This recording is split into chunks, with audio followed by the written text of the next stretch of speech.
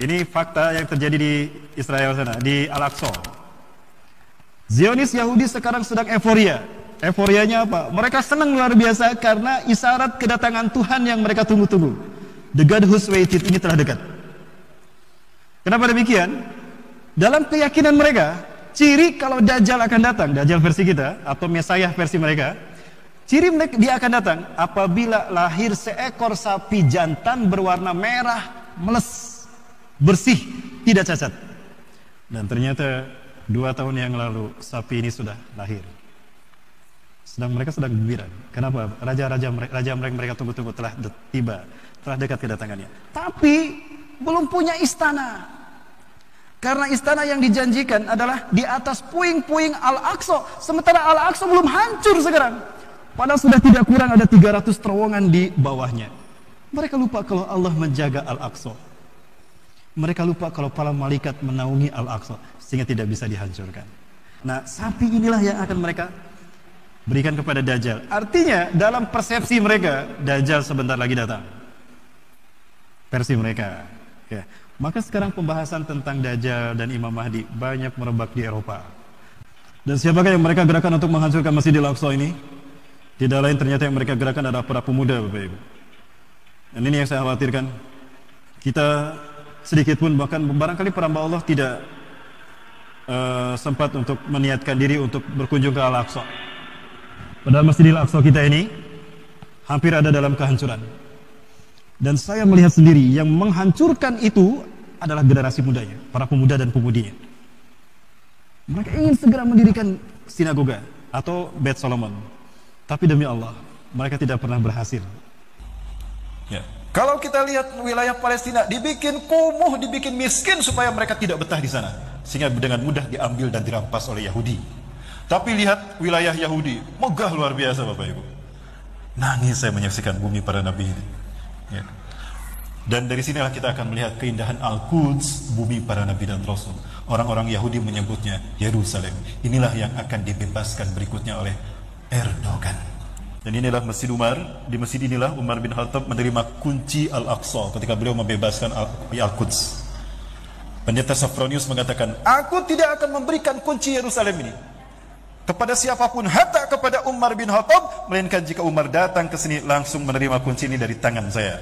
Maka Umar menyatakan, aku akan datang.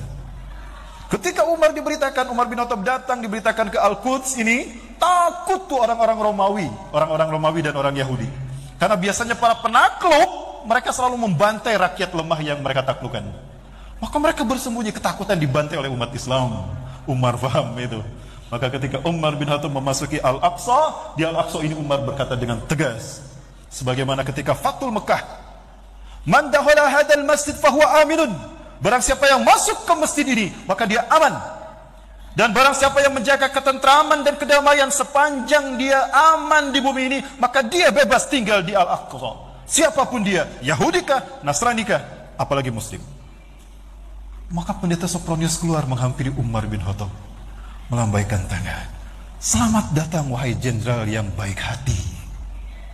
Umar pun melambaikan tangan kepada pendeta Sophronius, lalu berjabat tangan dan berangkulan, sahdu luar biasa. Inilah pembebasan Al-Quds oleh Umar bin Khattab. Tanpa tetesan darah. Apakah ini yang kalian sebut teroris, wahai para sekuleris? Tidak ada. Maka kemudian rakyat Romawi, orang Nasrani, Yahudi keluar semua melambaikan tangan pada Umar bin Khattab. Bahagia mereka, tentram mereka tinggal di sana. Ini bukti jika khilafah atau Islam memimpin dunia. Tidak ada pembantaian, tidak ada perang. Betul? 1315 tahun Islam memimpin dunia. Sejak 610 Rasulullah diutus sampai Turki Utsmani 1924. Tunjukkan, adakah umat Islam membantai orang-orang non-muslim? Tidak ada. Adakah perang dunia terjadi? Tidak. Justru sekarang terjadi perang dan pembantaian pada manusia di saat Barat memimpin dunia. Kapan Imam Mahdi akan diutus? Jika wafatnya seorang raja, lalu 3 anak putra mahkotanya mereka, 3 putra mahkota mereka berebut kekuasaan. Yaktatilu salah satu da'inda Kanzikum, akan berperang 3 laki-laki di sisi Ka'bah kalian. Kanzikum itu bah Ka'bah. Setelah wafatnya seorang raja. Ya. Jadi akan ada pertumpahan darah di Masjidil Haram, Pak, setelah wafatnya seorang raja. Dan kita tahu raja terakhir penguasa Mekah dan Madinah ini adalah Raja Salman. Bagaimana kondisi Raja Salman sekarang? Masya Allah. Ada 3 putra mahkota yang sedang berebut antara Muhammad bin Salman, Muhammad bin Nayef, dan Khalid bin Farhan. 3. Apakah ini isyarat Imam Mahdi akan datang? Dan Imam Mahdi datang diutus di musim haji, Pak. Fayam kusuf fil alam sab'an aw thamaniyan, yakni hajjajan. Beliau akan tinggal di muka bumi antara 7 sampai 8 tahun musim haji. Berarti dimulai di Baitul Kubra oleh umat Islam dunia di musim haji. Musim haji sebentar lagi kan? Dan yang membayat kepadanya sedikit. Kenapa sedikit? Karena memang sedikit mereka yang beribadah haji saat itu. Wa adadul ladina yubayyunahu ka'adadi ahli Badarin. Dan mereka yang berbaiat kepadanya, yang bersumpah setia tunduk taat kepadanya, sejumlah pasukan Badar, Bu, hanya 313 sampai 315 orang. Kok bisa sedikit orang ibadah haji padahal di zaman sekarang mayoritas? Karena ada satu wabah yang membuat kita terhalang beribadah haji. Wabah apa, Bapak Ibu? Apakah Imam Mahdi akan diutus tahun ini? Tidak, saya tidak mengatakan begitu. Nanti saya diserang lagi sama para haters. Cocok logi itu. Ya, Bapak Ibu, wallahu a'lam. Artinya, semua ini membuat stimulus kuat bagi kita. Betapa kita telah dekat pada peristiwa-peristiwa besar.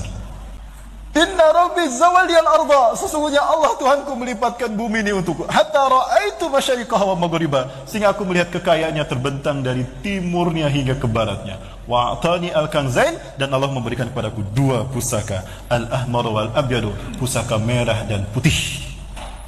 Sekali lagi Rasulullah menyebutkan pusaka merah dan putih. Wa anna ummati, dan sesungguhnya umatku saya belugu mulukuha, akan sampai kembali kekuasaannya di akhir zaman. Mazawaliya minha, dari apa yang Allah lipatkan. Artinya di akhir zaman umat Islam akan kembali menguasai dunia dari timur hingga ke barat dunia. Allahu Akbar. Allahu Akbar. Dari semua negara yang Allah pilih untuk memimpin kebangkitan Islam, semua negara sudah Allah pilih untuk memimpin kebangkitan Islam.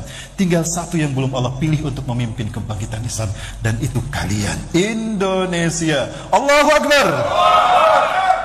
Maka jika Erdogan syahid sebelum Al-Aqsa dibebaskan, kita yang akan melanjutkan. Siap melanjutkan? Mana para pemuda? Siap melanjutkan? Baik, Bapak Ibu, kita lihat bagaimana kecintaan Muslim Palestina. Mereka menunggu kedatangan kita untuk membebaskan Al-Quds.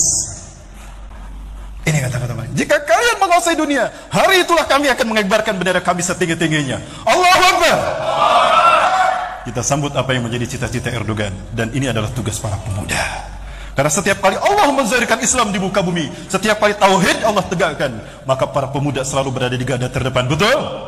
Ashabul Kahfi, mereka pemuda. Ashabul Rayatis Sud, mereka pemuda. Maksudnya Ashabul Uhdud, dia seorang pemuda. Waddah. Dan para nabi pun diutus ketika usia muda. Dan Muhammad Al-Fatih seorang pemuda. Dan Imam Mahdi pun seorang pemuda. Maka saya yakin pemuda Indonesia lah yang akan berada di barisan terdepan dari barisan Taifah Mansurah, satu dari 3 pasukan yang akan membebaskan Al-Quds. Dan jika Al-Quds sudah kita bebaskan, dan jika panji Islam berkibar di bumi Al-Quds, maka kiamat lebih dekat kepada kita ketimbang pundak dan kepala kita.